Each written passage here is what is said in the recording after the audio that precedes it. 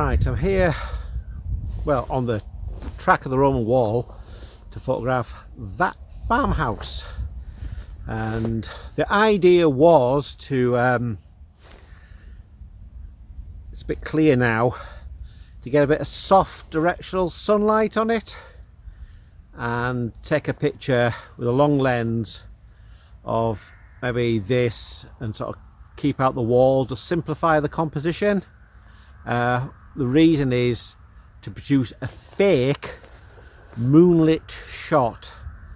I'll do one portrait and I'll do a landscape just for potentially use in a book cover for stock photography. Car coming. There's not a lot of room on this road, so I've parked a little way down in a, well, not even a lay-by. The car's still sticking out, but hopefully it'll be all right. I won't lose my wing mirror. But there's nowhere else to park conveniently. So I'll just go and I'll set up and I'll select which focal length I need to use. I'm guessing 135. It's only a guess. And then I'll compose it and I'll just take a standard shot, you know, no bells or whistles, just take it as it comes and then play about with it later in Photoshop or Luminar AI. Probably Luminar AI because it's quite easy to do weird things to the image. Well, this is a rather weird setup. I'll put the two front legs of the tripod on the wall and just using one to support the weight and the column extension up, and this is just the easiest way I can get the camera in this short space of time. I don't want to put it on the side of the road because I have to lift it up every time a car comes, you know, so just give them more space. And well, there we are, there you have it. And that's one of the advantages having this older and unusual Bembo tripod design. It really allows you to do weird things and set the legs out in weird positions so easily, and with one lift of the handle, or you can lock it down there and it's just solid as anything. See, there we are. Now I'll just go and take the shot. I was going to wait for a bit of cloud to go in front of the sun just to soften this light, but I don't think that's going to happen. I think the clouds are moving that way, so it's clear over behind you and it's going to get cloudier. It's not going to get cloudier later on. Right, what I've done here, I've set the camera on. Let me find the button. Wrong one. Try that one. There we are. 10-second timer. Put it on at 1:1. I'll put it on. I'm finding that with this lens I might have to calibrate the lens to the camera. It's not focusing properly, I don't think, or it's just me. So I'm just focusing on the back of the screen there. If you get a nice sharp window frame. Put on 10-second timer and hopefully the vibration will dampen down before the exposure goes off.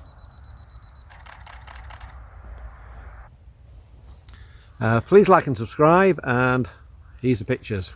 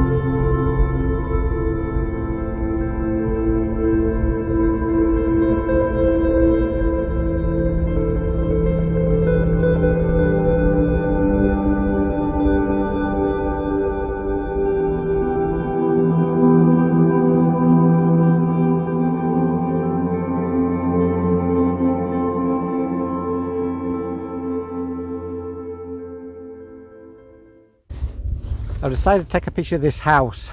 It's not ideal because there's a tree obscuring the side of the house. I want to see one side of the house and the front, but the trees on the side, on the side, so it's actually obscuring it. So I thought I'll take one here because the orientation of the house is really good, but then I'll go and try and go a bit further that way and see if we can take one where the tree is away from the house, but it might look too flat on then. So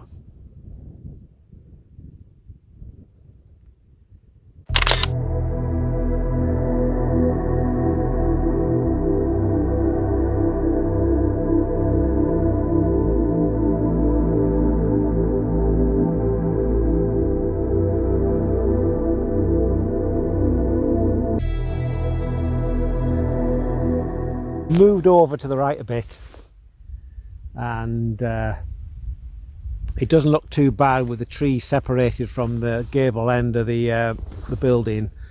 So I've just took a shot now. I've done a portrait and a landscape version, and well, there you have it. Because I'm unfamiliar with this camera, I didn't really notice the battery warning light is in the bottom left hand corner, so I just didn't realise. I've come up here and I've forgotten to bring me spare battery, so I've got to remember that in future. And also, because it's been cold, the battery is cycled down quite a lot faster than it would normally. And I think this will be it. I think the light is going. I'll just stay here for a little while longer and just see if this light goes a bit softer, take one more shot like this, and then head back to the car. There's some clouds on the horizon, so you know, so that's it. I think no more direct sunlight. In fact, it's about right now. I'll just take another shot.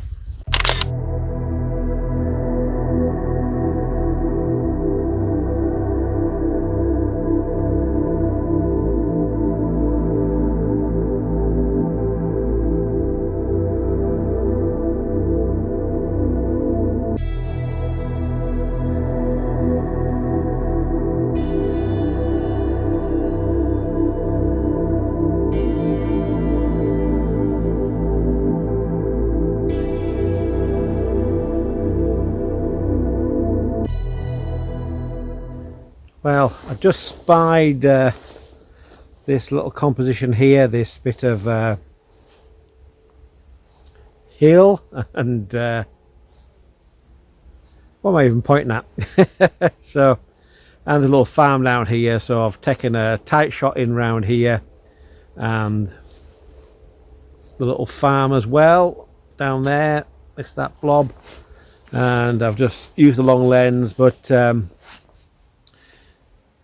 because of the temperature difference between the sunny side and the cold frosty side, you get a bit of atmospheric, so it looks like he's shooting through water. So hopefully I've picked a bit when the shimmering is less, he says. And I think that's it for the day. I keep on going through different woods and things, and it's all covered in frost, but I haven't seen anything which sort of stands out as a good composition. So I think this might be it. So I'll say au revoir and leave you to a little time lapse.